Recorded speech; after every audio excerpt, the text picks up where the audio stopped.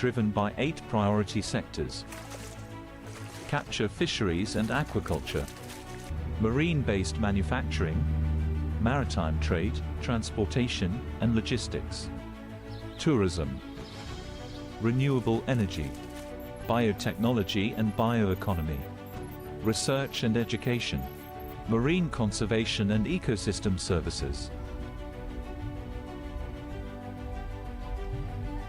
With our commitment to the ocean, together we secure a healthy marine environment, create prosperity, and strengthen resilience. For this moment, and for a brighter future.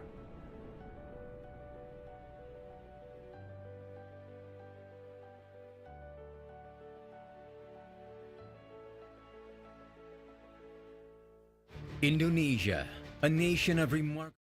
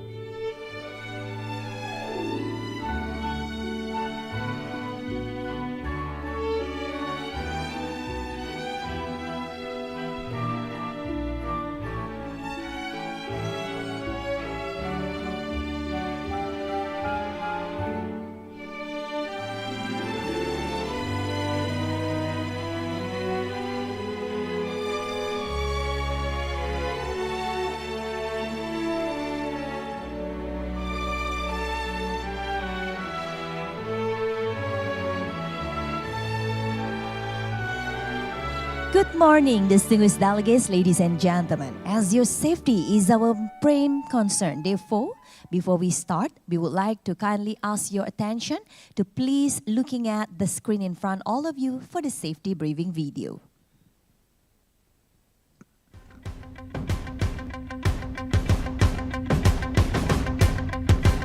Welcome to Bali International Convention Center.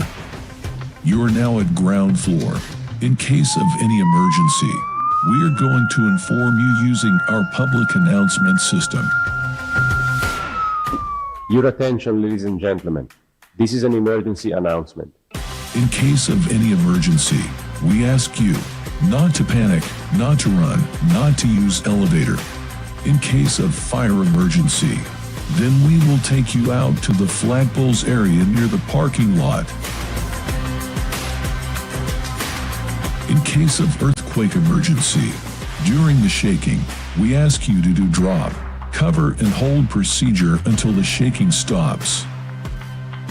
If evacuation is needed, we will take you out to the flagpoles area near the parking lot. In case of tsunami emergency, when we receive tsunami warning, we will take you back inside the building. Then we take you up to the second and higher floor.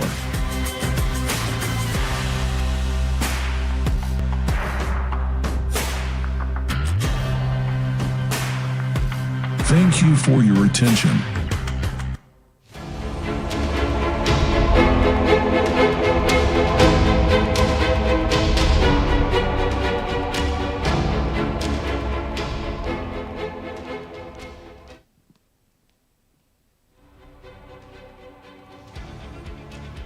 Excellencies, distinguished delegates, ladies and gentlemen. Assalamualaikum warahmatullahi wabarakatuh.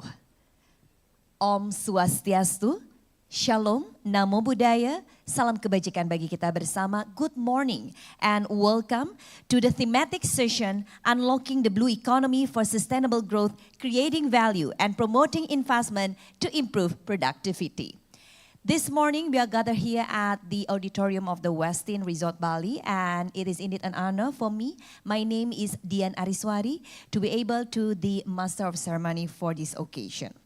So the future implementations of the blue economy requires a collaborative effort of all countries to achieve more prosperous, inclusive, and sustainable development. It encompasses a wide range of sectors, including fisheries, tourism, and renewable energy. So ladies and gentlemen, to start this occasion this morning, we are honored to have the Deputy Minister for Economic Affairs, Ministry of National Development Planning, Bappenas, Indonesia, to deliver her keynote speech. Please welcome on the stage, Ibu Amalia Adininggar Widyasanti.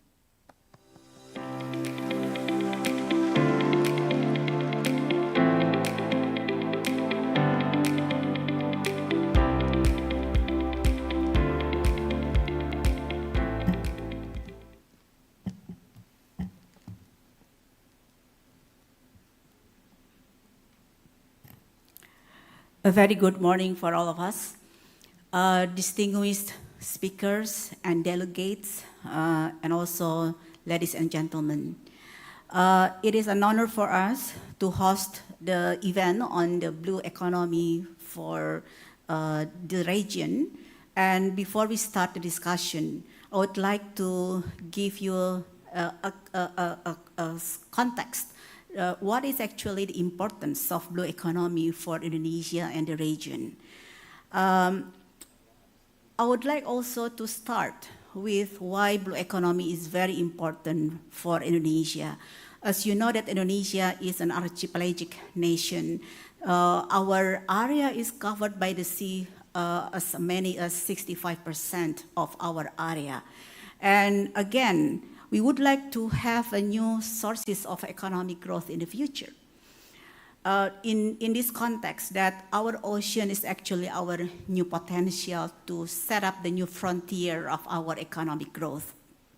So with that, Indonesia started the initiative of how can we really uplift and to optimize the potential of the blue economy so we can really have a very potential. I mean, we can have a blue economy to contribute to the development of Indonesian economy. So blue economy initiative around the world is already being spread. For example, OECD, we have delegates from OECD. He will be one of the speakers to our session today. The OECD already started an initiative to see the context of the sustainable ocean economy, how ocean can be one of our resources to uplift and optimize the development of the economy, not in a certain country, but also in the global. Secondly, Indonesia already prepared the Indonesian blue economy. Indonesian blue economy was launched last year during our chairmanship in ASEAN, last year in 2023. And at the same time, once Indonesia launched our roadmap on blue economy, last year also we have an initiative in the ASEAN region to prepare the ASEAN Blue Economy Framework. And then why ASEAN is also important to be one of the platform to collaborate further on blue economy, because the ASEAN region is covered by the sea around 66%. And we have delegate our distinguished speakers from Laos.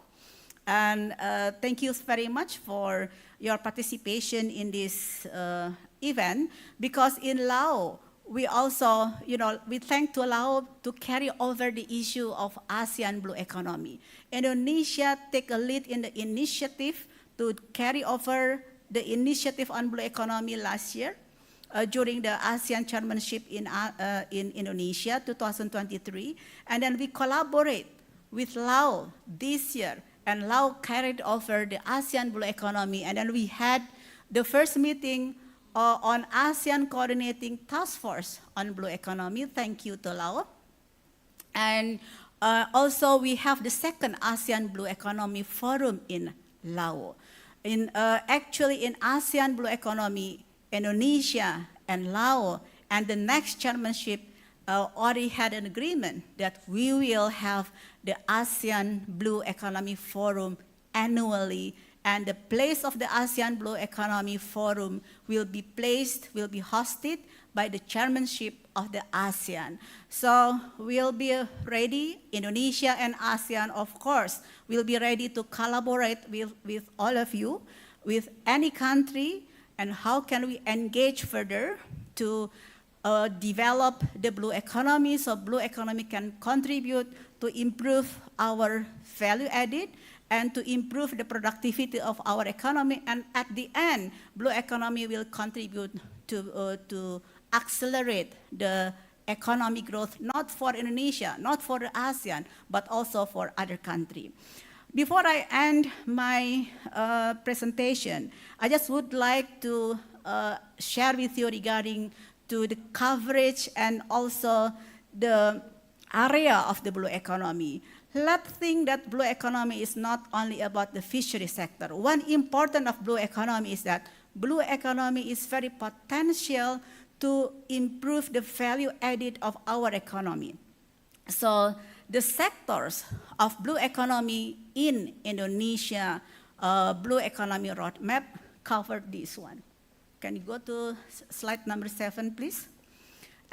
This is actually the sectors of the blue economy that Indonesia would like to have under the blue economic concept.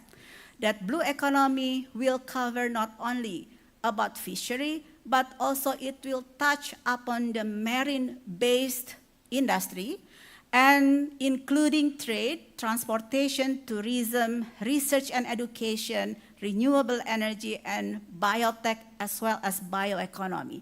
So the area of the blue economy is very wide, and then we really would like to discuss today regarding to how we can create value from the marine-based resources, how can we really improve the manufacturing industry that is based on the marine resources. So I just would like to give you an example of what is actually blue economy can really contribute to the improvement of value added in our economy. For example, you will listen later on from one of our speakers. So he is actually an Indonesian national, but has an innovation to produce fish milk. That one is from Pete Berikan. You will hear from him because fish is not only to be eaten like as a fish, but fish also can be produced into other products, more value-added products, and one of the example is fish milk. And the other one is collagen, and other more variety products can be produced from the fish.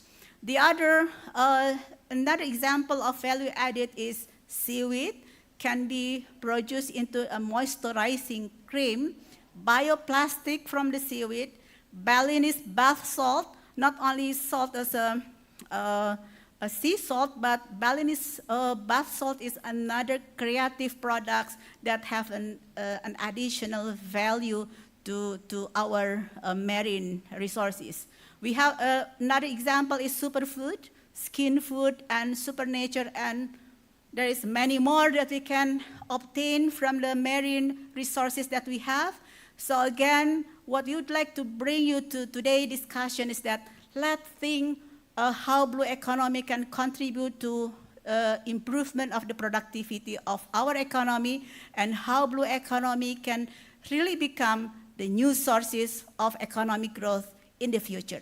Thank you very much. Wassalamualaikum warahmatullahi wabarakatuh. Thank you. Please remain on the stage. Ibu, mohon untuk tetap berada di tempat, as now we would like to have a group photo on the stage.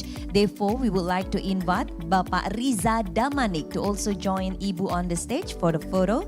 And then also His Excellency Mr. Manotong Vongsai, Mr. Hajime Ueda, Mr. Pedro Manuel Moreno, Mr. Yongso Kim, Mr. Shashwat Koirala, and Bapak Yogi Ari. Let us now have a group photo on the stage to commemorate this important occasion in the morning session here at the auditorium for the thematic session.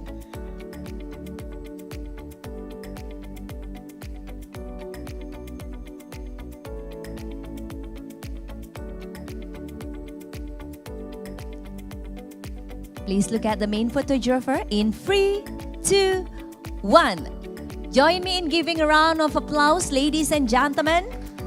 Thank you so much. Thank you for joining us for the group photo, and now you may return back to your seat. Thank you, terima kasih.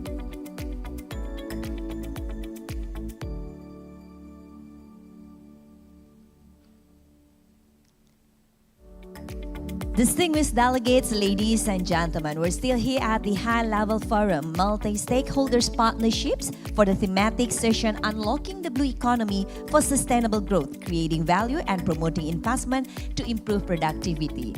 So as being mentioned earlier by our keynote speakers, that the blue economy has a wide opportunities. Therefore, let us now delve further regarding to this, as in the first session for our panel session, we will discuss about this topic. So without further ado, let us now welcome the moderator that will lead the first panel. He is the chairman of the Board of Supervisors, Indonesian Traditional Fisheries Union. So please welcome on the stage, this is our moderator, Bapak Riza Damanik.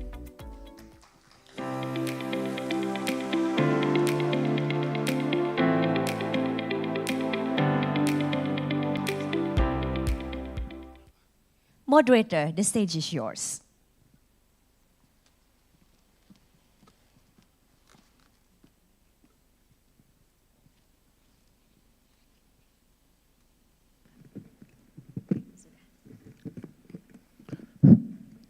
Thank you very much.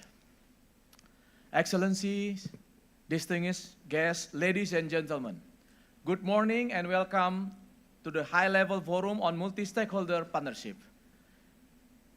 I'm very happy to moderate these sessions. This is a very interesting thematic discussions, unlocking the blue economy for sustainable growth, creating value and promoting investment to improve productivity. First, allow me to welcome and call our expert panel to the stage. His Excellency, Mr. Manatong Fongsai, Vice Minister of Industry and Commerce, Lao People's Democratic Republic. Mr. Yogi, founder of Berikan Protein Initiative.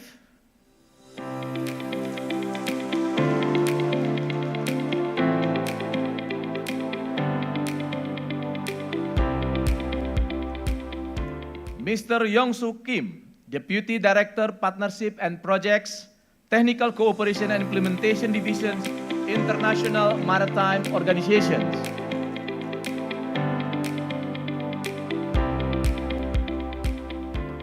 Mr. Pedro Manuel Moreno, Deputy Secretary General of UN Trade and Development.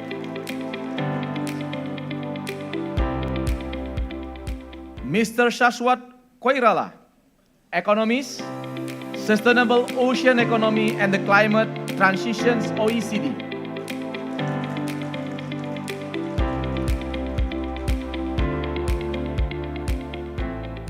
Mr. Hajime Ueda, Minister of Economic Affairs and Development Cooperations, Embassy of Japan. Please welcome, sir.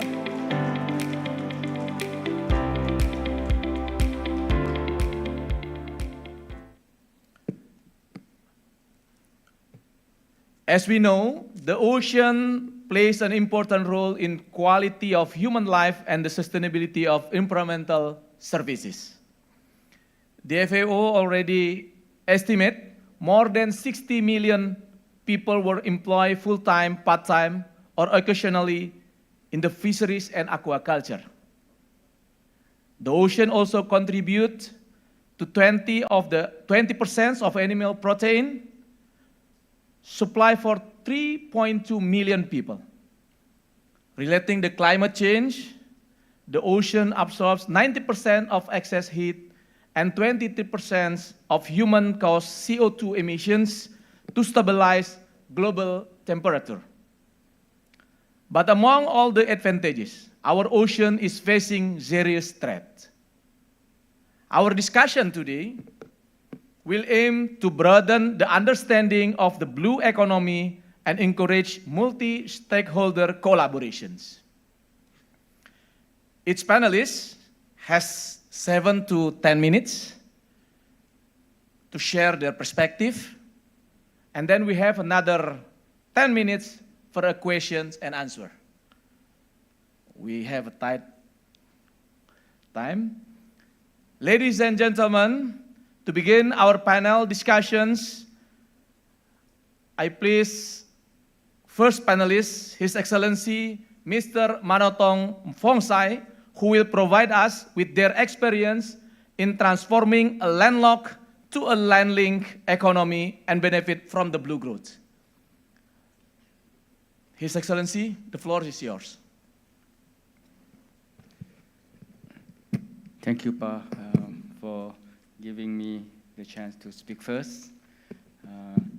So I would like to firstly express my sincere appreciation to the organizers, and especially I would like to extend my sincere gratitude for your excellent arrangement and very warm welcome and hospitality extended to me and my delegation since our arrival yesterday. And of course, congratulate the Ministry for organizing this very relevant thematic session on unlocking the blue economy for sustainable growth, creating values, and promoting investment to improve the productivity. So very relevant also for Laos as a landlocked country.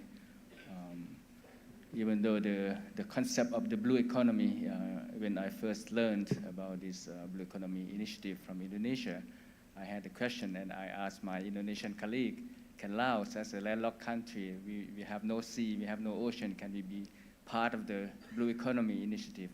And of course, my colleague replied to me very warmly that yes, you can be part of our blue economy. You have river, you have Mekong River and its tributaries. So I'm happy, and I try to think about how we can be part of this blue economy and how we can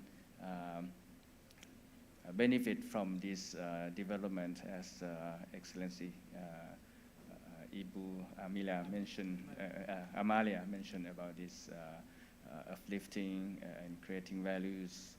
And of course, I talked to my colleagues and tried to discuss about this.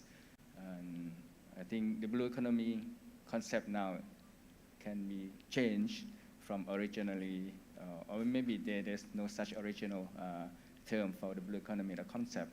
I talked to my colleague earlier from the IMO, and he told me that there's no such definitive term or concept of the blue economy. It depends. And my moderator also agreed with that. So we have this ASEAN blue economy, included Laos as a landlocked country. So very happy for that. And for the concept and expectation, I think we would just go along with the framework that has been already adopted last year. And now I think they are developing concept and to even develop the kind of action plan or activities to implement that blue economy framework. So with that three guiding principles of value creation, inclusivity, and sustainability, of course, and under the three blue strategies and four blue enablers, which is very relevant to us in terms of infrastructure development, the investment in those areas that can help improve our connectivity because we are landlocked and very in a very disadvantaged position in terms of high transportation costs. So I think we can think of how we can develop our waterway, the river ports, logistics system that can link our country and that have the easier and seamless access to the seaports. And being a landlocked, we try to have the policy of converting our country from the landlocked to the land link per se, or that can link with our neighbors and the rest of the world. Now we have Lao China Railway in place, so it's a high-speed railway that can help ease the transportation for the passengers and for the cargo.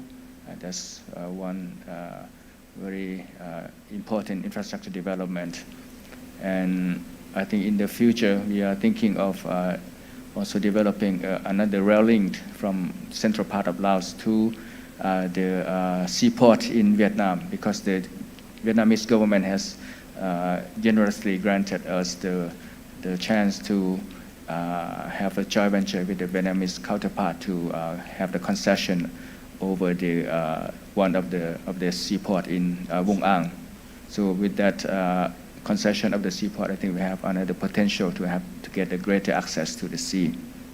That's kind of infrastructure development that we try to develop our land linked and land link policy from converting from the landlocked. For the landlocked country like Laos, when I was trying to search whether the landlocked country can also develop the blue economy, and I found one very interesting kind of report, a small report by the Ship Technology website. Let me read out to you. There was a question: can landlocked countries develop a blue economy? So, kind of maybe not a conclusion, but a statement mentioned about this is United Nations report review that poor maritime connectivity prevents smaller and weaker economies from reaching world markets. However, for those few landlocked countries that have developed a maritime industry, the risk seems to have been worth it. So I think actually the landlocked countries like Laos can actually develop our blue economy along with the ASEAN member states. There are examples of landlocked countries that develop their blue economy, like Mongolia. They have this ship registration that allowed under the United Nations Convention on the Law of the Sea. And then, for example, the Ethiopia, also they have this institution to train the people on the seafarer skill and export the talent to other countries. So, and maybe other type of activities that Laos can try to also develop our blue economy with the ASEAN. And of course, we need the support from the ASEAN and other development partners, including IMO, OECD, UNCTAD, and other development partners to help develop this infrastructure and institutional and legal framework for us to be able to operate those activities related to blue economy. So I stop here. Thank you. Thank you very much, His Excellency, for addressing this interesting topic of the transformations from a landlocked to a land-linked economy from Laos. We can give a big applause to Mr. Manotong. Up next, Mr. Hajime Ueda. I have one question for you, Mr. Ueda. Yep. What are the key factors that contribute to productivity in the blue economy, and how can Japan enhance the factors? Mr. Ueda, the time is yours. Okay, thank you very much, Bapak Riza. Excellencies and distinguished guests, thank you so very much for inviting me to this very important thematic session on blue economy today. Today, I'd like to share with you from Japanese perspectives our lessons learned on blue economy development. As moderator asked me, I'll talk about the lessons learned, focusing upon how Japan has achieved, or not yet achieved, productivity gains through all the efforts we are exerting right now. And in addition to that, I'll talk about, discuss how Japan set policy framework, like introducing regulations, specific incentives for specific actions, for how Japan utilizes technological innovation. Through these explanations, I hope I can somehow explain our lessons learned. As the opening keynote speech pointed out, blue economy entails a wide variety of areas, including energy derived from the ocean, sustainable fishery, utilization of seaweeds, carbon neutrality in the shipping sector, marine pollution management, blue carbon, including carbon credit system, and conservation of marine ecosystem. Before going into each one of area one by one, I'd like to explain a bit about Japan's basic plan on ocean policy, which sets the overall direction of the nation's ocean policy. And the latest edition, which is the fourth edition, was approved by our cabinet in 2023. And this new basic plan has two main pillars. One is comprehensive maritime security, and the second pillar is building a sustainable ocean. And under this second pillar, we aim to two things. One is to promote efforts to realize decarbonized society and link this to growth of the maritime industry. And second one is through international efforts, which is very important, conserve and restore the maritime environment and promote sustainable use and development of the ocean. Now, talking of the each area, to start with, the areas of the ocean-derived energy and carbon neutrality in the shipping industry, I think the role of the technological innovation has been very significant. For example, offshore wind power and the capture and the storage of CO2 in the ocean has been possible only when we have higher purchasing prices, at least in the transition period, or when we promote PPP schemes so that the governments try to share some of the risks that the private companies have to shoulder. Of course, such incentivization needs a certain amount of taxpayers' money through the government. So we need to be as clear as possible in order for the private sector, together with public sector, to promote the innovative technology. We have to be clear about the long run cost and benefit calculation, which should be based on scientific knowledge by continuous survey and data collection. Moving on to the adding one more thing about the shipping sector. Japan is now promoting energy conservation in ships, operational efficiency improvement through utilizing digital technology or anti-fouling ship bottom paint, or the development of zero-emission ship technologies such as hydrogen and ammonia. Again, in this field, incentivization by the government is the key, and also mandatory target setting sometimes, for example, for the percentage of renewable energy in the shipping sector could be a way out. Of course, decarbonization is a complex process, as we know, and there is no one-size-fits-all solution. So each country has to select realistic policy options. And moving on to the another topic, which is about the marine plastic litter.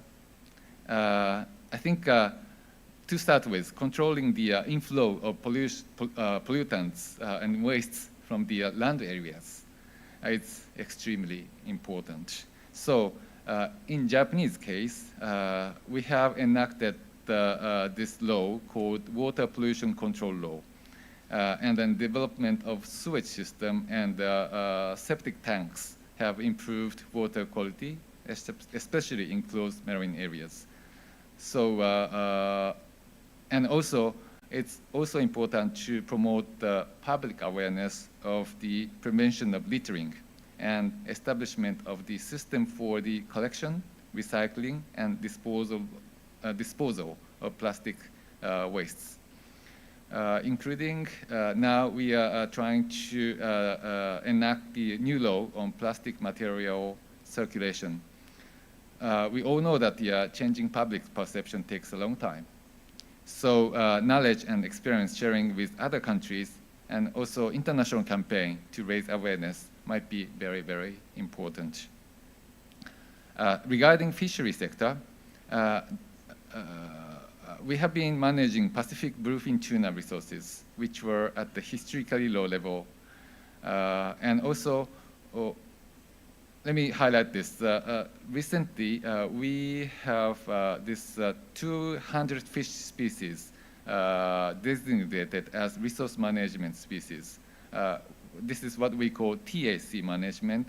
There is something quotas of catch limit for each fishing vessel. Was recently introduced in Japan, and currently this system covers 65% of our fish catch. And we are still trying to aim for covering 100, if not 80% of the catch in the coming years. Let me explain a little bit about the blue carbon. Sorry, I'm running out of time. It's important for us to create favorable investment climate for blue economy, including incentives, regulations, and infrastructure. As you know, efforts related to blue carbon have multifaceted value, including conservation of marine environment, fishery resources, and so on and so forth. And also, which includes the CO2 absorption and fixation. Let me give you one example. In Japan, Japanese government has been promoting private sector's activities on preserving seaweed beds through certified as nature symbiosis sites. On the institutional side, this year in April, for the first time in the world, the amount of absorption and fixation in blue carbon through seaweed beds was calculated and counted in Japan's greenhouse gas emission reduction and reported to the United Nations. Finally, let me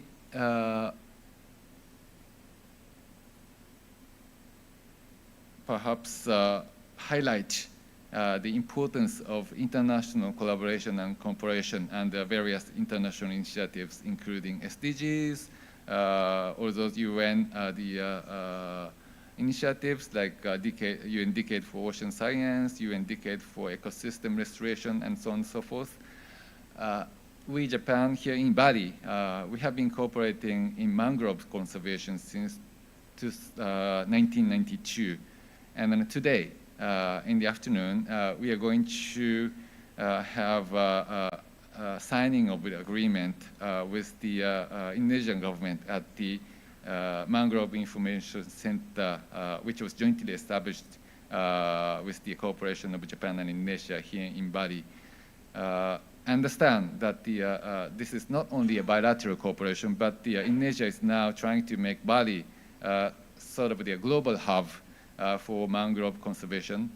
So I hope this project will contribute to the promotion of the international blue economy by utilizing both Japanese and Indonesian knowledge for mangrove conservation in Indonesia. So again, international cooperation is the key. So this concludes my presentation. Terima kasih. Thank you. Thank you, Mr. Ueda. Give applause to Mr. Ueda. Thank you for delivering us the inspiring lesson on how Japan grew the blue economy while ensuring the sustainability of ocean. Next, we have Mr. Pedro Moreno, who will lead us through the topic of critical role of blue finance in developing countries. Mr. Moreno, the time is yours. Thank you so much, and first of all, let me extend a warm thank you to the government of Indonesia, Ministry of Planning, and the Affairs Minister for hosting this a very relevant high-level forum and this a very topical session. Excellencies, we may live on land, but our lives depend critically on the ocean. Healthy oceans are vital to the livelihoods of more than 3 billion people, which is about 40% of the global population. The ocean offers vast economic opportunities from fisheries, aquaculture, and shipping to coastal tourism and marine biotechnology. The ocean economy is worth around 3 to 6 trillion US dollars. However, if marine resources and ecosystem services are also included, which is a more environmental estimation, the value of ocean assets is estimated at a staggering 24 trillion US dollars. Nearly equivalent to the GDP of the United States, which is the world's largest economy. In terms of trade, the value of ocean goods and services exports reached almost 2 trillion US dollars in 2022. Notably, developing countries accounted for 43% of global ocean trade, a share higher than their participation in global trade overall. Developing countries play a particularly strong role in exports of fisheries, aquaculture, and coastal and marine tourism. Global trade, ladies and gentlemen, as we know today, would not be possible without the oceans. Over 80% of global trade by volume is carried by sea. In the shipping industry, actually, it is often said that without shipping, half of the world would starve, and the other half would freeze. But the ocean is far more than just an economic asset. It is indispensable for a healthy planet and for our fight against climate change. Oceans ecosystems protect coastal areas from sea level rise and are crucial in regulating the climate, absorbing around 90% of the excess heat generated by climate change. And yet, the ocean economy is under tremendous pressure. Climate change, marine pollution, and the overexploitation of marine resources pose significant threats to the sustainability of the ocean economy. Tons of plastics are polluting marine ecosystems. These issues not only diminish the value of ocean assets, but also hinder prospects for future growth. The blue economy significantly contributes to CO2 emissions, with maritime transport alone accounting for about 3% of global emissions, fisheries for 0.5%, aquaculture for 0.5%, and coastal tourism for about 4%. Moreover, maritime transport faces new challenges as environmental and political shocks near major trade routes like the Panama, Suez, and Bosphorus canals can disrupt global connectivity, trade, and supply chains, as we have recently seen due to recent crises. The vulnerability of the ocean economy is felt most acutely in small island developing states. So given these challenges and the critical needs for healthy oceans, allow me to share 6 very brief key points on how can we better harness the blue economy, especially from a trade perspective. First, maritime transport must become greener. The shipping industry needs to adopt new technologies and switch to alternative, non-carbon fuels. While solutions already exist, such as biogas or green hydrogen, they are not yet fully mature. A fuel levy or carbon price to make alternative fuels competitive could be introduced. The low-carbon transition requires funding and support, especially for small economies, to ensure that they remain connected to markets. Second, non-tariff measures should not become trade barriers. Ocean-based goods face a high incidence of non-tariff measures, or NTMs. Nearly all such products encounter at least one import NTM, with an average of 6.7 different measures per product, only per product. Developing countries often lack the skills and the resources to comply with these stringent regulations. Harmonizing standards and building capacity will be crucial in helping these nations meet international market requirements. Leveraging the global system of trade preferences, the GSTP, could also help address NTMs within a South-South cooperation framework. Third, nationally determined contributions can play a vital role.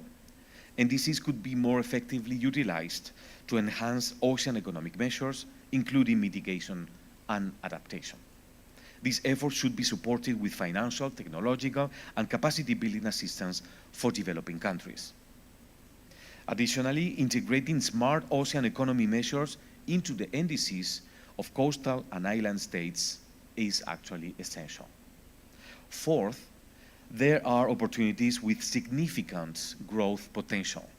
For example, seaweed, our host, Indonesia, became the world's second largest producer of seaweed in 2021 behind China, and the second largest exporter behind South Korea.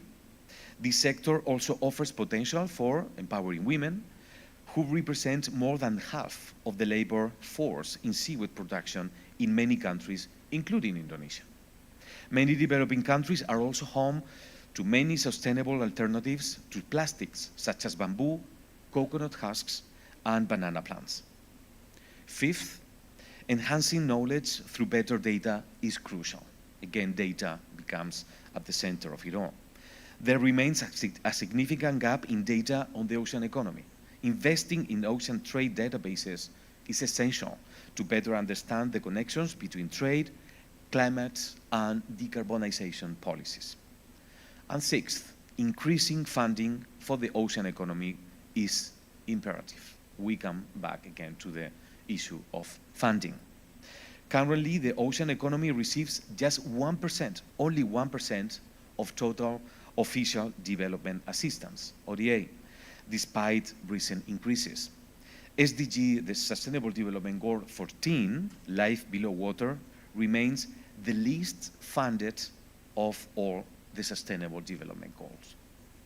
That is why in 2023, UN Trade and Development, UNCTAD, called for a Blue Deal to protect and invest in the vast opportunities our oceans offer, particularly for developing countries. The Blue Deal could support sustainable ocean resource use, protecting fish stocks and marine biodiversity, and driving investment into sectors like seaweed farming and plastic substitutes to build more innovative and resilient economies. There is also an opportunity to redirect over $20 billion in fisheries subsidies to support sustainable fisheries and combat illegal, unreported, and unregulated fishing, especially, again, in developing countries. Additionally, natural ocean assets that act as carbon sinks in developing countries could be leveraged to create new financial mechanisms, generating revenue through carbon credits in blue carbon markets while combating climate change. Finally, establishing the UN Ocean Finance Fund, as proposed by the Global Fund for Coral Reefs, would be a valuable addition too. This could support trade and ocean economy activities that are not eligible for funding from existing mechanisms like the Green Fund or the Global Environmental Facility. Such a fund could provide demand-driven support and technical cooperation, for example. Dear friends, let us remember that the ocean is not merely a resource. It is the lifeblood of our planet, connecting us all and holding the key to a sustainable and prosperous future for all of us. So thank you very much. Give applause to Mr. Moreno. Thank you, Mr. Moreno, for the comprehensive discussions on the challenges and opportunities of the blue economy for trade and economic development. Next, we have Mr. Yong-soo Kim, who will guide us in exploring how to extend multi-stakeholder partnerships to promote sustainable maritime development and measurements for the blue economy. Mr. Kim, there's one question for you. How does international cooperation support blue economy? And are there any metric applied towards sustainable blue economy? Mr. Kim, the floor is yours. Thank you, moderator.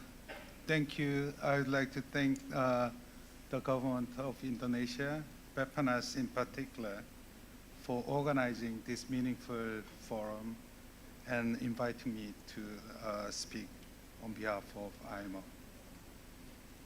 I'll start with introducing IMO for the sake of people who are not familiar with IMO.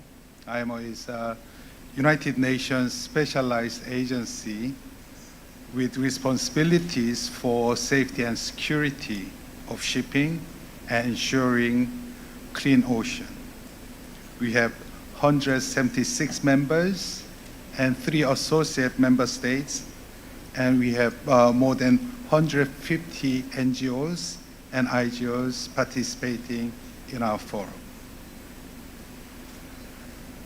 The question of how IMO, the IMO's role or maritime sector's role in blue economy, IMO and maritime sector plays a vital role in blue economy, not only from the aspect of promoting commercial and economic benefits, but also from the perspective of ensuring the sustainable development.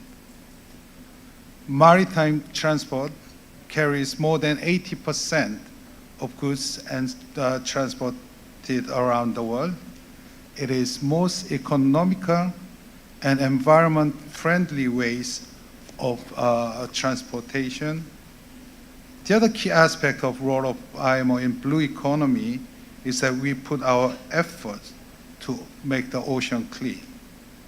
IMO adopted GHG strategy in 2018, which was revised last year to eliminate GHG emission from ships, which aim to achieve zero emission by 2050.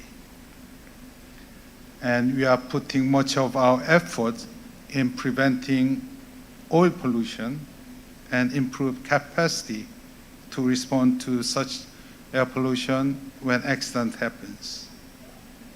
Reducing and managing marine litters, such as plastic and fishing gears, and eliminating carriage of harmful aquatic species are part of IMO's work.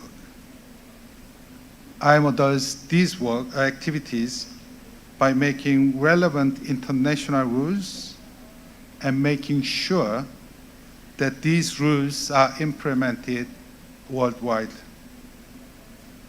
We are recently focusing on implementation. IMO carries out audits of member states, but not to judge or give a penalty for those who are lacking of their implementation, but to identify the need, especially from the developing countries. And most importantly, technical cooperation activities assisting member states, especially SEED and LDCs, to set up legal and administrative framework, policy setting, capacity building through training and education. We try to promote international development through ODA. In this regard, a Department for Partnership and Project was established back in 2020, and we have made increased about 6 times in terms of portfolios that we had in just over 3 years. And one of the focus is, in terms of ODA project that we are carrying out, is getting maritime authority and transport ministries to be familiar with ODA agencies like Bappenas. Those people who comes to IMO are usually maritime authorities and transport ministries, and who doesn't normally know much about how ODA mechanism works. And also from ODA agencies to maritime transport, which are not very familiar. So we try to talk to the maritime and transport ministries and try to get the national policy in their maritime, in their high priority. And in doing so, we try to help them making what is called National Maritime Development Plan, which is talking and in line with National Development Plan, which is the key, the Bible of ODA activities. And the key point of the success of such cooperation is good communication and working together. And I would like to introduce the Knowledge Partnership and the Global Industry Alliance Mechanism of IMO, which is the mechanism for the multi-holder partnership for the technical cooperation. Firstly, knowledge partnership mechanism. With the principle that IMO provides expertise and experience in maritime, and our partners provide their expertise and experience in finance and investment, we are exploring ODA in terms of grant and concessional loan in different phases. A good example is helping a developing country in shipbuilding. Firstly, with grant project, we set up legal and administrative framework, capacity building through training. For the second phase, IMO arranged a concessional loan, connected the country with another donor for infrastructure. Based on this infrastructure, the country is better positioned to attract the private sector investment. The other mechanism is Global Industry Alliance. It allows the private sector to be involved in IMO projects, to support the project and to share the information. This will allow private entities to be better understanding and better prepared to make their own investment. And we work a lot with other UN agencies and international organizations, and all the South-South cooperation, South-South and triangular cooperation mechanism, sharing the best practice among the countries is our mechanism. For the measurement, IMO's GHG strategy can be a good example. This strategy is a combination of technical measures and economic measures. In addition to technical measures, which is made international rule, economic measures are being discussed in IMO to make the conventional fuel more expensive than the alternative fuels. And by imposing financial burden in terms of tax, levies, or penalties, and the fund gathered by such financial burden can be used in R&D, technology deployment, and capacity building of developing countries. If the alternative fuels are much cheaper than the conventional fuels, without imposing any penalties or without making any rules, everybody will be using the zero emission or less emission fuels. That is the whole perception, and IMO is discussing this, and we have, because we are in moving in the principle of consensus, we have big challenges as different countries and different entities have different perception, interest. But with the help, helping each other, with the perception of no one left behind, and in IMO's term, our voyage together, we are confident we can achieve this. And one thing I would like to mention is the perception of SEED, small island developing country, in terms of developing cooperation, can be turned into another opportunity by turning into large potential ocean countries. That gives another opportunity. Thank you very much. Thank you very much, Mr. Kim. Give applause to Mr. Kim for the wonderful insight on how international cooperations, multi-stakeholder partnership, and technical cooperation can support maritime innovations. Moving on the next panelist, we have Mr. Shahwat Koirala, who will be guiding us on the role of ocean economy in the global economic growth by 2030. Mr. Koirala, the floor is yours. Thank you, Baba Riza. First, I wanted to thank the government of Indonesia and Bappenas in particular for the invitation to the OECD to be here. And I also wanted to congratulate the government on a fantastic and highly successful high-level forum on multi-stakeholder partnership. It's a pleasure to be here on this panel, a distinguished panel, and also a pleasure to see the blue economy be featured at the high-level forum and multi-stakeholder partnerships. It's really a testament to the political momentum that's been building on accelerating action for ocean health, but also on sustainable ocean economic development.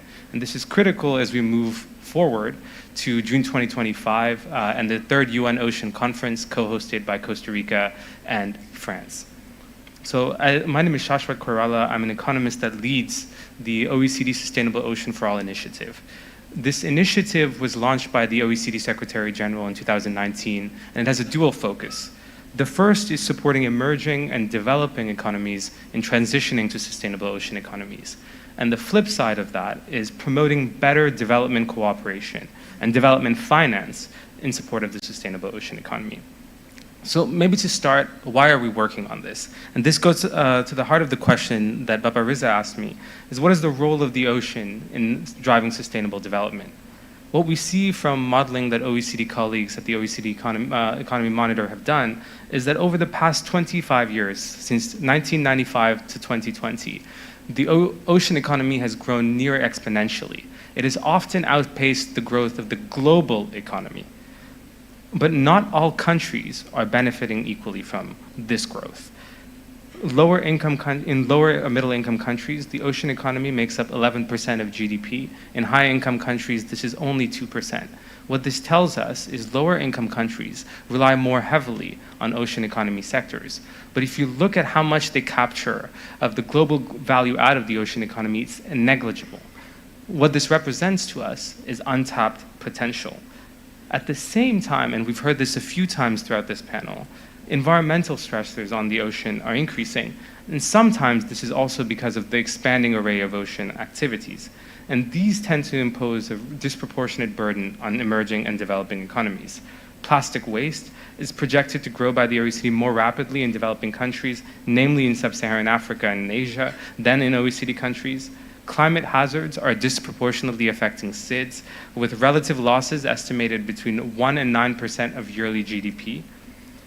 What this is its costs. It's costs that are compounding existing vulnerabilities in emerging and developing economies. We heard yesterday about the high debt burden. This is particularly relevant for SIDS who face incredible amounts of climate hazards that can entrench them in a cycle of recovery and reconstruction.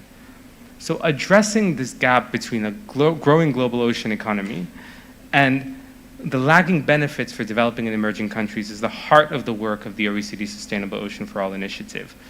So you might ask, why is there this gap?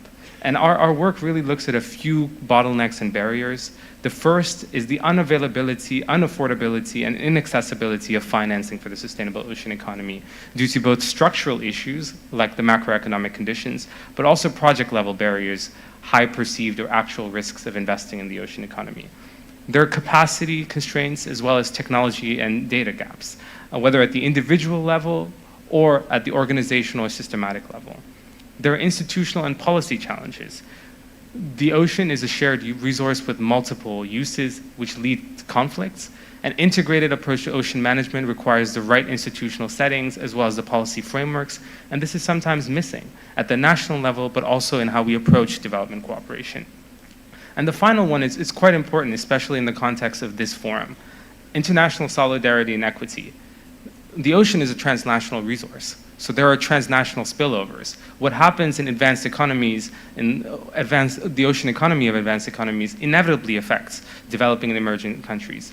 Accounting for these spillovers, but also ensuring that developing and emerging countries' voices is heard in treaty negotiations, is central to promoting a sustainable ocean economy in developing countries. So what do we do at the OECD Sustainable Ocean for All initiative? We have carried out sustainable ocean economy country diagnostics. We partnered with Indonesia in 2021 to complete the diagnostic of the country. We've done so also in the South Pacific with Fiji and Samoa, among other countries.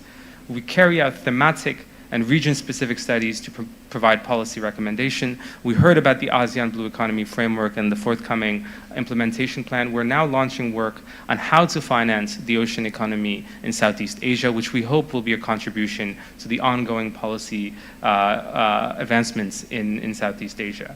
And this work is really meant to understand how the bottlenecks and barriers that I mentioned earlier really apply to specific contexts. And when we look at also these bottlenecks and barriers, it also becomes clear, as has been alluded to throughout this panel, that there's a role for development cooperation and development partners. Financing, capacity development, and policy support is the bread and butter of development cooperation. And this has an important role to play in promoting a globally sustainable ocean economy. And that's also why we started tracking how much ODA goes into the ocean economy. What this data shows us, and my co-panelist from UNCTAD has also mentioned, is that ODA for the ocean economy only accounts for 1% of global ODA. This is marginal, especially when you look at the needs for financing. ODA for the ocean economy is also not always sustainable. In 2022, only 69% of total ocean-related ODA could be deemed sustainable. So ODA that promoted conservation or sustainable resource use. And if you compare this to the volume of harmful subsidies to harmful activities for the ocean, it is minimal. And the third point I want to highlight here is ODA for the ocean economy is incredibly concentrated on 3 sectors: transport, fisheries, and conservation. These are what we at the OECD call traditional ocean economy sectors, which are the backbone of many developing economies.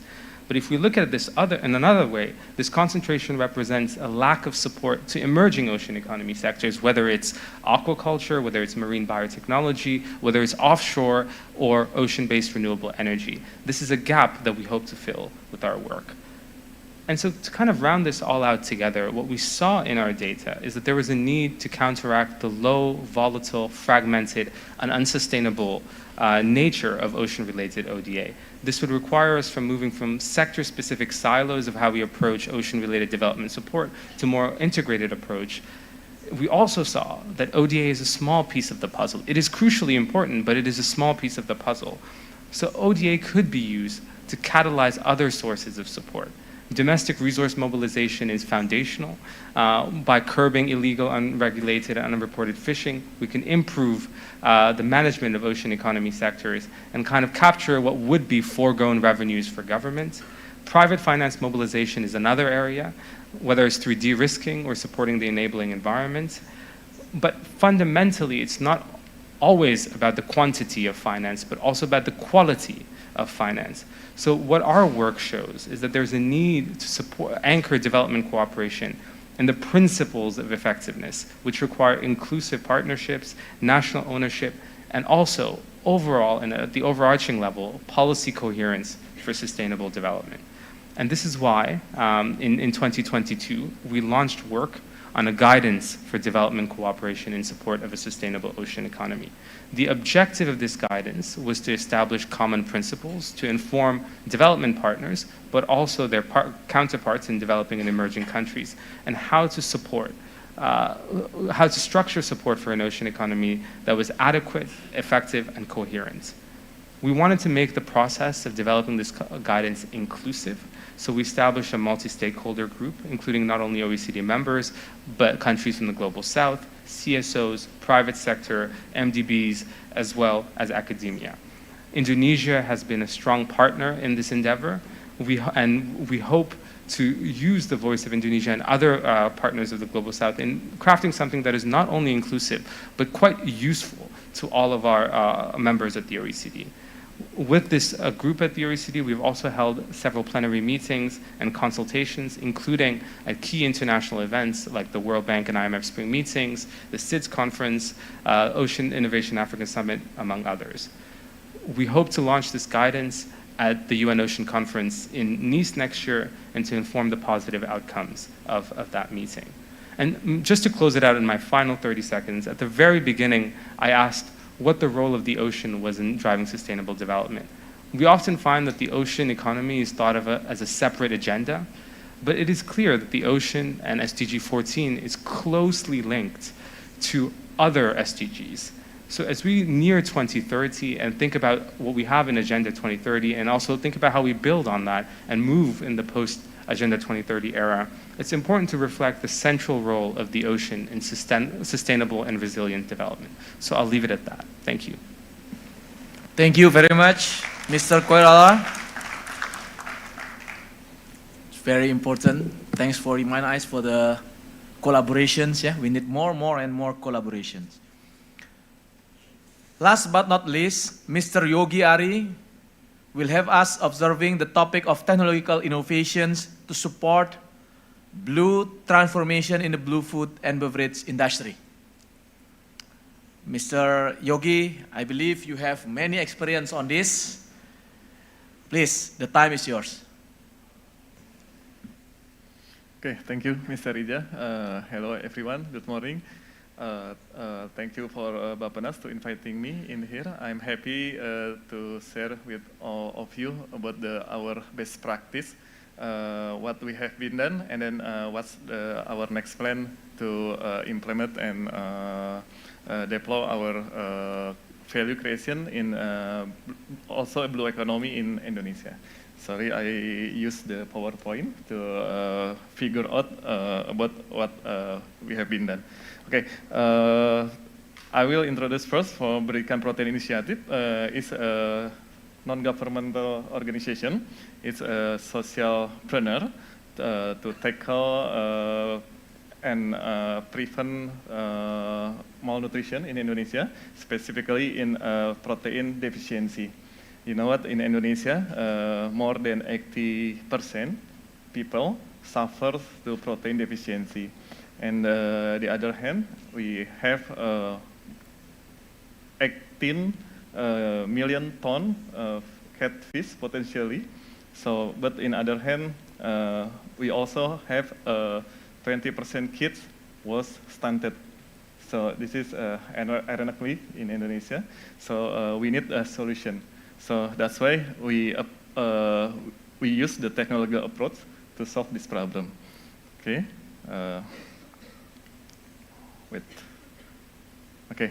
This is the technology we approach. Okay, the fish protein hydrolysis technology. This is we use the technology to solve this problem before. So we create a machine process to produce the source from raw material. This is low economic fish. Yeah, low economic fish, which is if local traditional fishermen they cannot sell to the market, and then they going to waste. So we take it to our source material, and then the source material process it in the machine process that has been patented, yeah?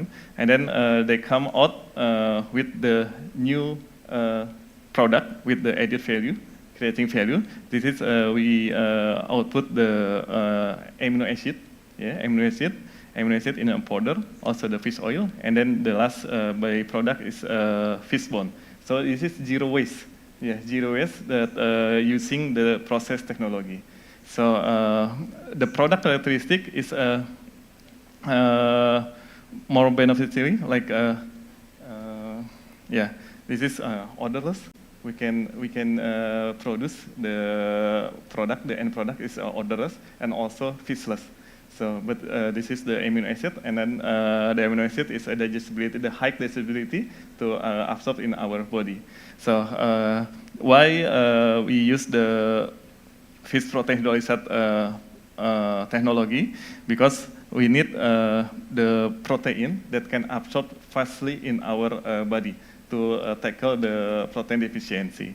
So that's why the important thing, because of I'm also the business practitioner, so we need look the demand, look the market.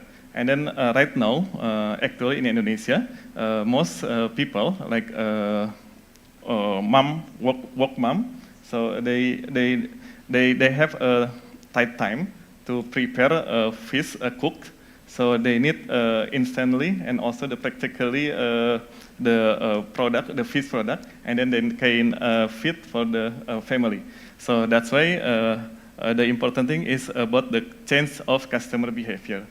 So maybe in the same country, maybe people want to the practically and instantly to use the fish to they can cook. Okay, so for the value creation product for the downstream, so we use this amino acid to supply the pharmaceutical industry and also the food and beverage industry, and then we also supply to the feed industry because of the feed industry needs a huge amino acid to their feed. Okay, and then the last we supply to the fertilizer industry. They also need the huge of same amino acid from the fish.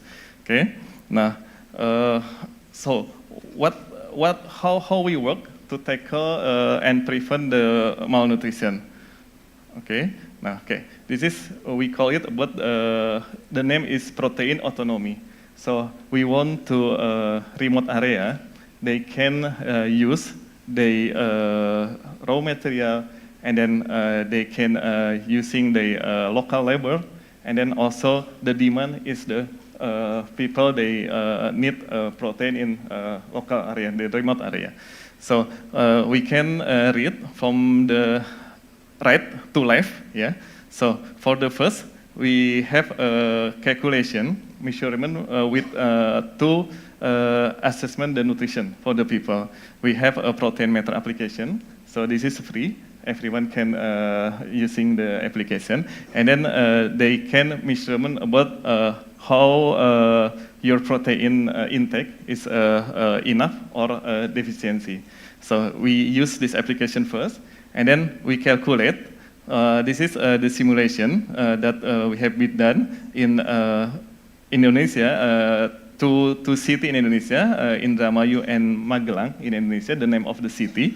So we have the result of the calculation is more than 9,000 children protein deficiency in Indramayu, and also more than 5,000 children protein deficiency in Magelang.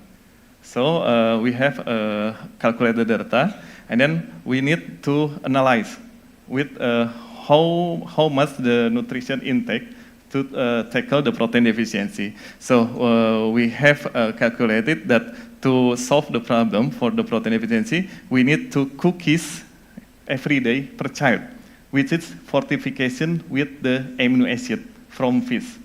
Okay, and then for the another product, we create milk from fish, not fish milk or mixed milk, but this is actually the protein drink, but we call it in the society is milk from fish.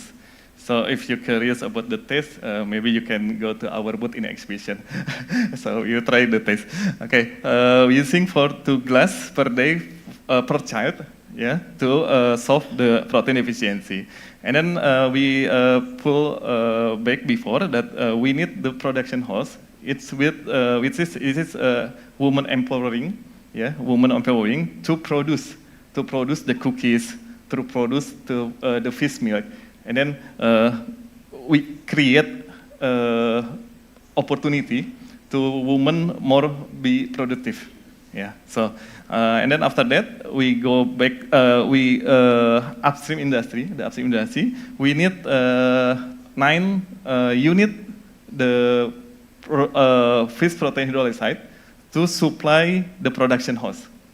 So after that, we're looking forward to what the how many traditional fishermen, yeah, how many traditional fishermen, and how much ton they can they have to supply to our industry, to a small industry.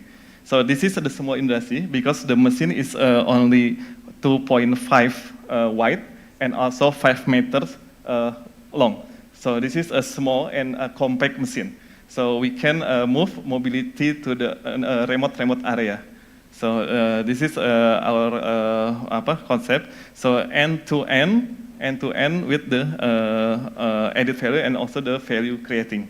Okay. So for the interesting one is benefit from the benefit for the state or government. So first, it must be a job creation, okay? And then another is revenue for the government or the state. It is a tax government or tax for the state.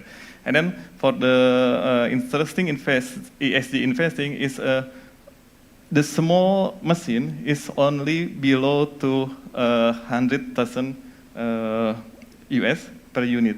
So it can back for the payback period is only 1 year and 6 months.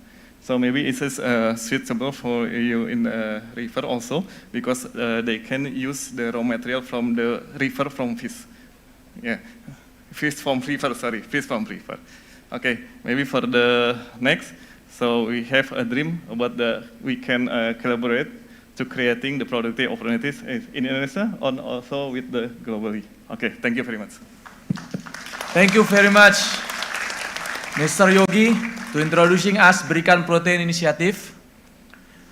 If you not drink milk yet, you can drink outside our exhibition. Yeah, there is a fish milk from the fish, without fish smell.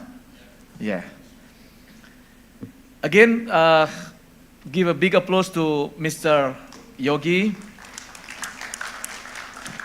Ladies and gentlemen, we have reached the end of the panel discussions. Now we have 10 minutes for question and answer sessions. Because we have a limited time, we only take up 2 questions. Yeah.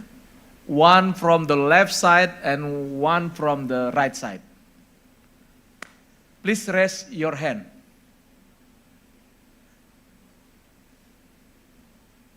Left or right? Or okay. Ibu yang jilbab merah. Please, Bu. Please introduce yourself and then deliver the question brief and concise, and please also refer to the specific panelists. Thank you, moderator. My name is Tuti Harahap. I'm from Sukabumi Local Government, West Java Province, Indonesia. And I will deliver this question to Mr. Ueda.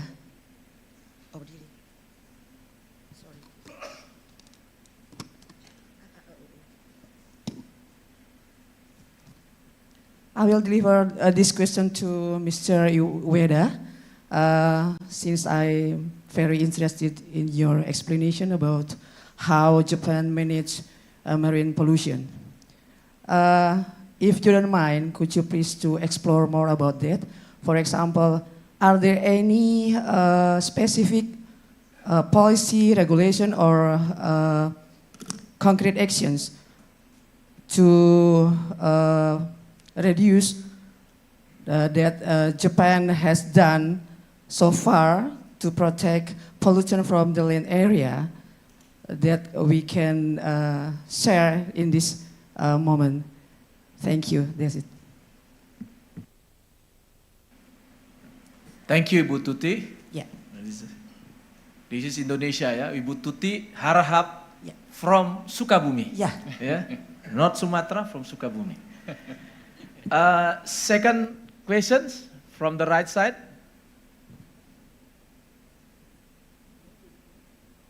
Okay, please.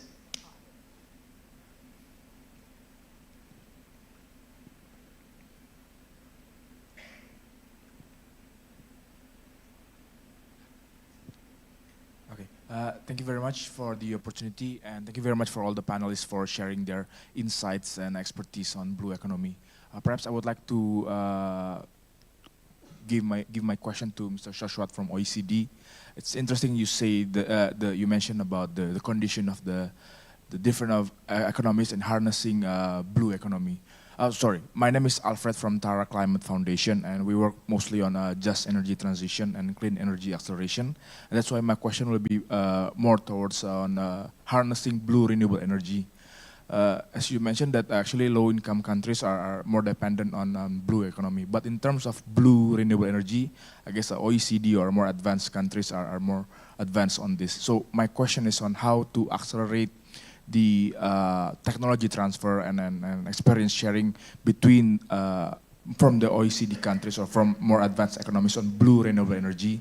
So our region, especially ASEAN and Indonesia, can have more blue renewable energy projects, let's say offshore winds, floating solar panels. So how can we accelerate that? Thank you. Pak, siapa nama Pak? Alfred. Alfred. Yeah. Okay. Alfred.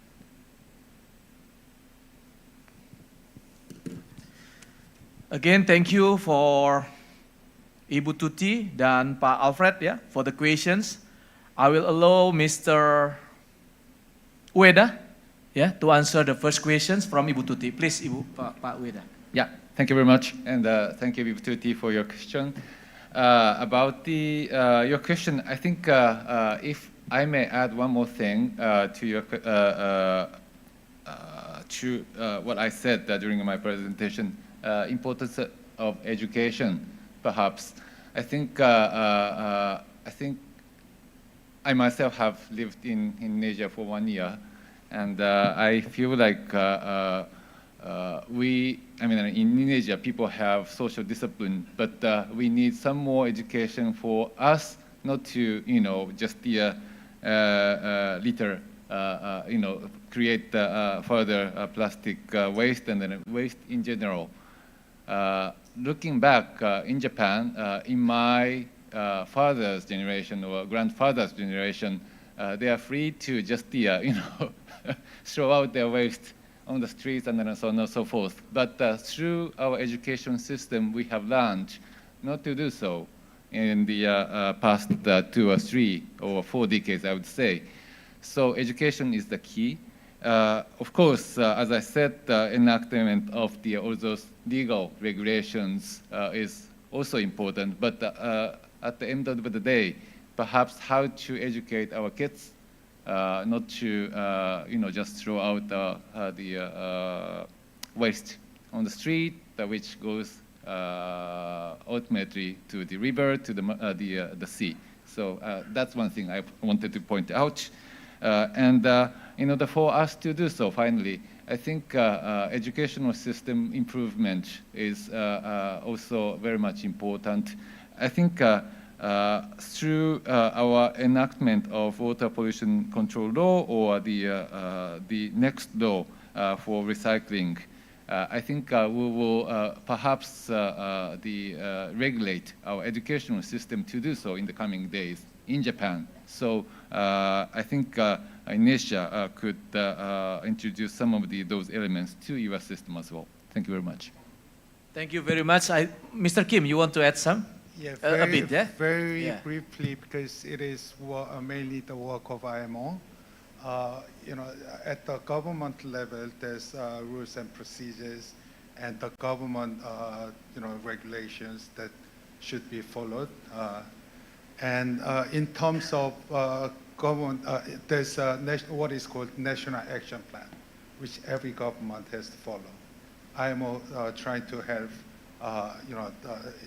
countries to developing the National Action Plan.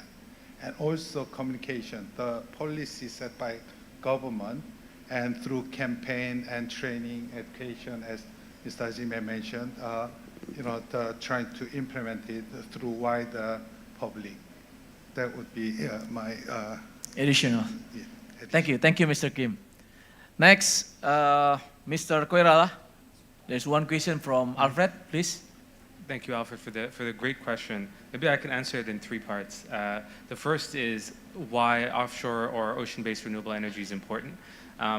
It's clearly important for decarbonization, but especially in developing country contexts and even SIDS. By kind of facilitating decarbonization, it can reduce dependence on fossil fuel imports and increase resilience overall. And I think that's a point that gets kind of hidden sometimes because it's only talked about in the decarbonization world, but less so in terms of broader resilience. The second is a question of what kind of offshore ocean-based renewable energy. So there's offshore wind, which is far more advanced globally, less so in developing countries. And then there's the newer or kind of more nascent forms of technology like ocean floating solar, wave, tidal energy.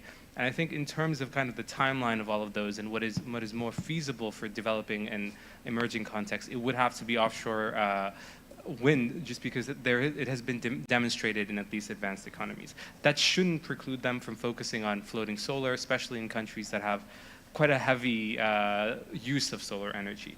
But I think in terms of the time horizon, these are more medium and long-term kind of opportunities than in the short term. So how do we go about kind of, making sure that developing and emerging countries can kind of make that transition? And you hinted at the key point there, it's technology transfer. So there's the first part of that, which is making the technology available, which is relatively clear and straightforward in that it is really a matter of, facilitating the movement of technology from advanced economies to emerging and developing countries, but it's also making that technology usable in developing and emerging countries. And there the question is of capacity, but also of infrastructure and kind of the broader enabling environment for the adoption of that technology.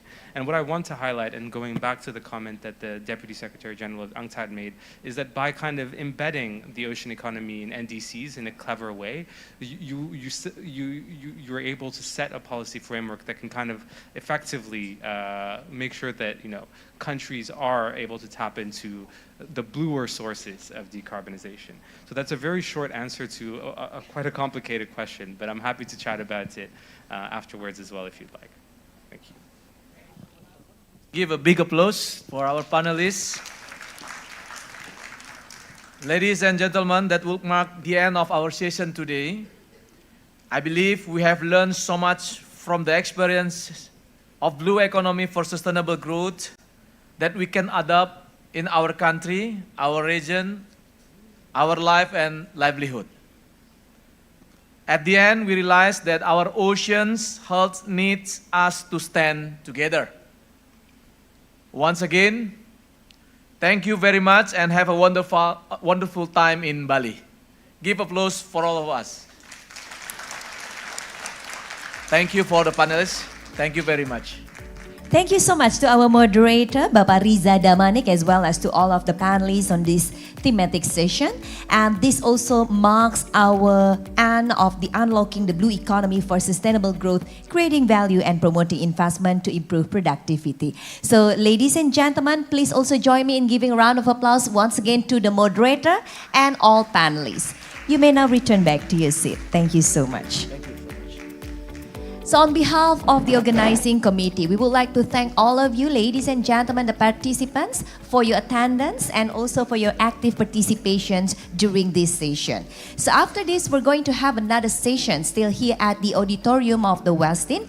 And the next session will discuss regarding developing the pathway for circular economy, enhancing collaboration to strengthen global circular value chains. So please join us as well, because the session itself will start at 11 a.m. sharp, the local time of Bali. So once again, the next session will discuss developing pathway for circular economy, enhancing collaboration to strengthen global circular value chains. We'll see you again at 11 a.m. local time. Thank you and enjoy your time.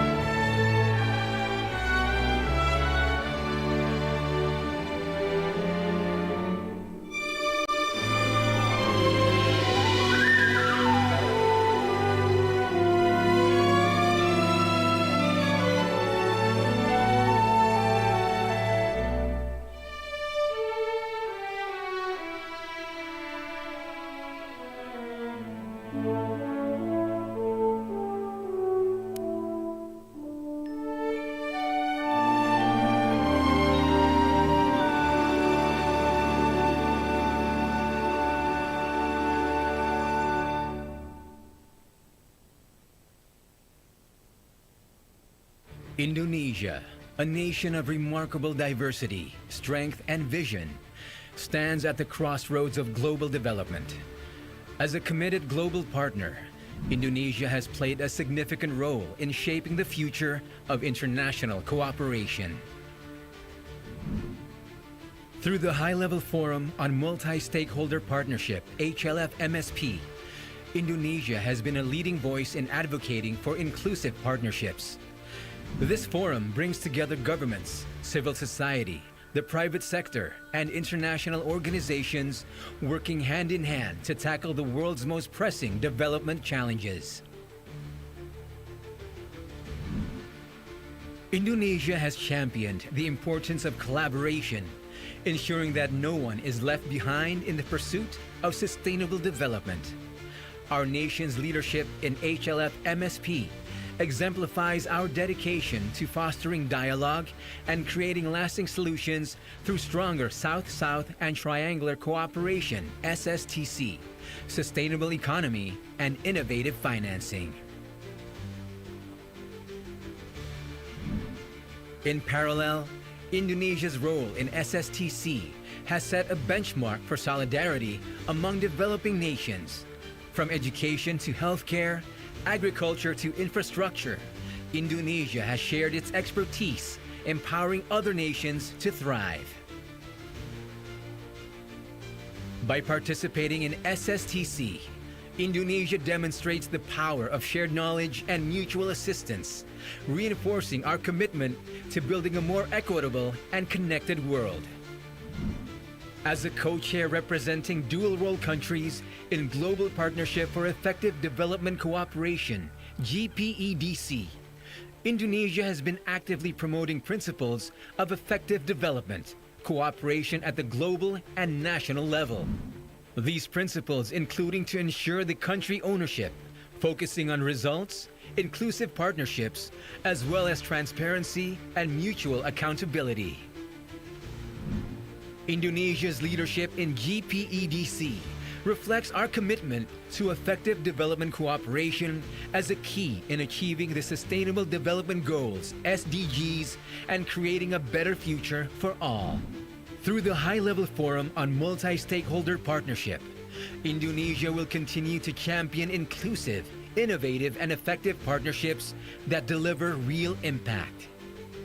In this pivotal role, Indonesia will guide global discussions and catalyze collaborative action to ensure that development cooperation becomes a beacon of hope for all nations. Indonesia's journey is one of collaboration, leadership, and progress. Together with the world, we will continue to build a future where development knows no boundaries. Indonesia, a nation of remarkable diversity, strength, and vision, stands at the crossroads of global development. As a committed global partner, Indonesia has played a significant role in shaping the future of international cooperation. Through the High-Level Forum on Multi-Stakeholder Partnership, HLF MSP, Indonesia has been a leading voice in advocating for inclusive partnerships. This forum brings together governments, civil society, the private sector, and international organizations working hand in hand to tackle the world's most pressing development challenges. Indonesia has championed the importance of collaboration, ensuring that no one is left behind in the pursuit of sustainable development. Our nation's leadership in HLF MSP exemplifies our dedication to fostering dialogue and creating lasting solutions through stronger South-South and Triangular Cooperation, SSTC, sustainable economy, and innovative financing. In parallel, Indonesia's role in SSTC has set a benchmark for solidarity among developing nations. From education to healthcare, agriculture to infrastructure, Indonesia has shared its expertise, empowering other nations to thrive. By participating in SSTC, Indonesia demonstrates the power of shared knowledge and mutual assistance, reinforcing our commitment to building a more equitable and connected world. As a co-chair representing dual-role countries in Global Partnership for Effective Development Cooperation, GPEDC, Indonesia has been actively promoting principles of effective development, cooperation at the global and national level. These principles including to ensure the country ownership, focusing on results, inclusive partnerships, as well as transparency and mutual accountability. Indonesia's leadership in GPEDC reflects our commitment to effective development cooperation as a key in achieving the Sustainable Development Goals, SDGs, and creating a better future for all. Through the High-Level Forum on Multi-Stakeholder Partnership, Indonesia will continue to champion inclusive, innovative, and effective partnerships that deliver real impact. In this pivotal role, Indonesia will guide global discussions and catalyze collaborative action to ensure that development cooperation becomes a beacon of hope for all nations. Indonesia's journey is one of collaboration, leadership, and progress. Together with the world, we will continue to build a future where development knows no boundaries. Indonesia, a nation of remarkable diversity, strength, and vision, stands at the crossroads of global development. As a committed global partner, Indonesia has played a significant role in shaping the future of international cooperation. Through the High-Level Forum on Multi-Stakeholder Partnership, HLF MSP, Indonesia has been a leading voice in advocating for inclusive partnerships. This forum brings together governments, civil society, the private sector, and international organizations working hand in hand to tackle the world's most pressing development challenges.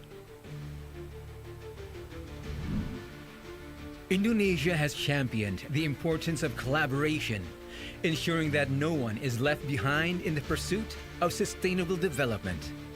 Our nation's leadership in HLF MSP exemplifies our dedication to fostering dialogue and creating lasting solutions through stronger South-South and Triangular Cooperation, SSTC, sustainable economy, and innovative financing. In parallel, Indonesia's role in SSTC has set a benchmark for solidarity among developing nations. From education to healthcare, agriculture to infrastructure, Indonesia has shared its expertise, empowering other nations to thrive. By participating in SSTC, Indonesia demonstrates the power of shared knowledge and mutual assistance, reinforcing our commitment to building a more equitable and connected world. As a co-chair representing dual-role countries in Global Partnership for Effective Development Cooperation, GPEDC, Indonesia has been actively promoting principles of effective development, cooperation at the global and national level. These principles including to ensure the country ownership, focusing on results, inclusive partnerships, as well as transparency and mutual accountability. Indonesia's leadership in GPEDC reflects our commitment to effective development cooperation as a key in achieving the Sustainable Development Goals, SDGs, and creating a better future for all. Through the Good morning, distinguished delegates, ladies and gentlemen, as we are preparing ourselves to the next session here at the auditorium. Innovative and effective partnerships that deliver real impact. In this pivotal role, Indonesia will guide global discussions and catalyze collaborative action to ensure that development cooperation becomes a beacon of hope for all nations. Indonesia's journey is one of collaboration, leadership, and progress. Together with the world, we will continue to build a future where development knows no boundaries. Indonesia, a nation of remarkable diversity, strength, and vision, stands at the crossroads of global development. As a committed global partner, Indonesia has played a significant role in shaping the future of international cooperation. Through the High-Level Forum on Multi-Stakeholder Partnership, HLF MSP, Indonesia has been a leading voice in advocating for inclusive partnerships. This forum brings together governments, civil society, the private sector, and international organizations working hand in hand to tackle the world's most pressing development challenges. Indonesia has championed the importance of collaboration, ensuring that no one is left behind in the pursuit of sustainable development. Our nation's leadership in HLF MSP exemplifies our dedication to fostering dialogue and creating lasting solutions through stronger South-South and Triangular Cooperation, SSTC, sustainable economy, and innovative financing. In parallel, Indonesia's role in SSTC has set a benchmark for solidarity among developing nations. From education to healthcare, agriculture to infrastructure, Indonesia has shared its expertise, empowering other nations to thrive. By participating in SSTC, Indonesia demonstrates the power of shared knowledge and mutual assistance, reinforcing our commitment to building a more equitable and connected world. As a co-chair representing dual-role countries in Global Partnership for Effective Development Cooperation, GPEDC, Indonesia has been actively promoting principles of effective development, cooperation at the global and national level. These principles including to ensure the country ownership, focusing on results, inclusive partnerships, as well as transparency and mutual accountability. Indonesia's leadership in GPEDC reflects our commitment to effective development cooperation as a key in achieving the Sustainable Development Goals, SDGs, and creating a better future for all. Through the High-Level Forum on Multi-Stakeholder Partnership, Indonesia will continue to champion inclusive, innovative, and effective partnerships that deliver real impact. In this pivotal role, Indonesia will guide global discussions and catalyze collaborative action to ensure that development cooperation becomes a beacon of hope for all nations. Indonesia's journey is one of collaboration, leadership, and progress. Together with the world, we will continue to build a future where development knows no boundaries.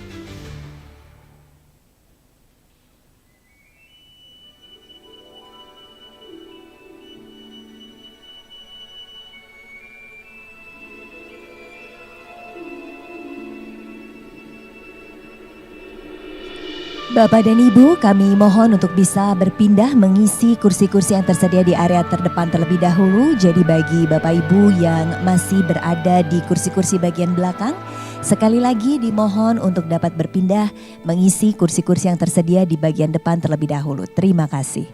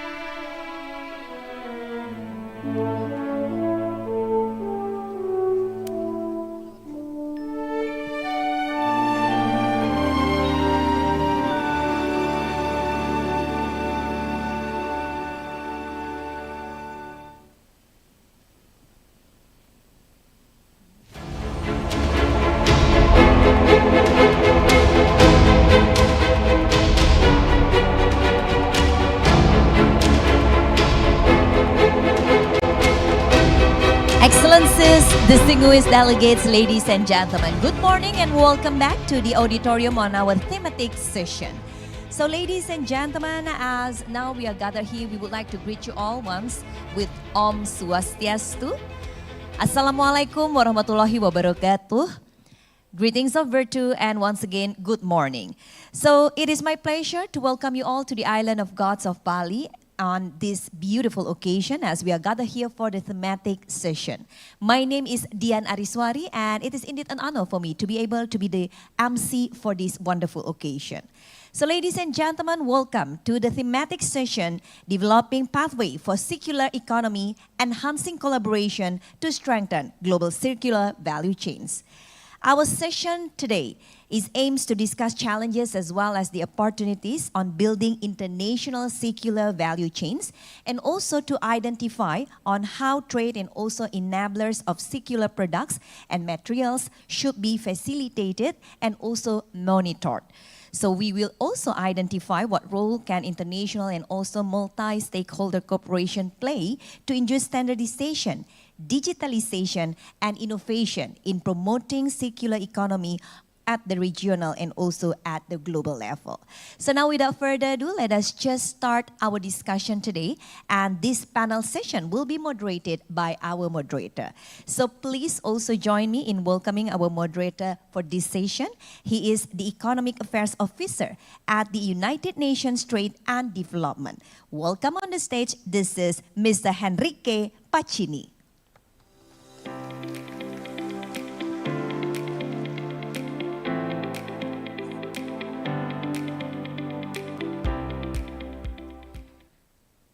Our moderator, Mr. Pacini, the floor is yours. Thank you so much for inviting me and for the government of Indonesia for this amazing conference, very well organized conference. So I think this panel is very, very interesting, very timely topic, even though we are all fans of circularity, I am at least. I think it happens in an important moment. I mean, the Summit of the Future is just across the 2 weeks' time, and the WTO Public Forum is happening in a couple of weeks. If we look at circularity from a development standpoint, you have, of course, national dimensions and trade dimensions. Today, of course, we focus on the trade dimensions to bind countries. Circularity, by the way, is being considered as a parameter for the post-2030 development agenda. So to see what to replace or upgrade the SDGs. In order to have an idea of how this is being taken seriously by countries, 75 countries today have circular economy national plans. And 71 of those were enacted since 2016. So national circular economy plans are very recent, but they have exponentiated very fast. I was looking this morning at circulareconomy.earth, a very good website by Chatham House, and there are 715 instruments, so laws or regulations that promote circularity in countries globally, and that's the ones that they could map. There's an ISO, which has been created recently, the 59000 family of standards that allow standardization of circularity approaches, as well as the work by the OECD, which has been focusing on the upstream of circularity, so labeling, product design,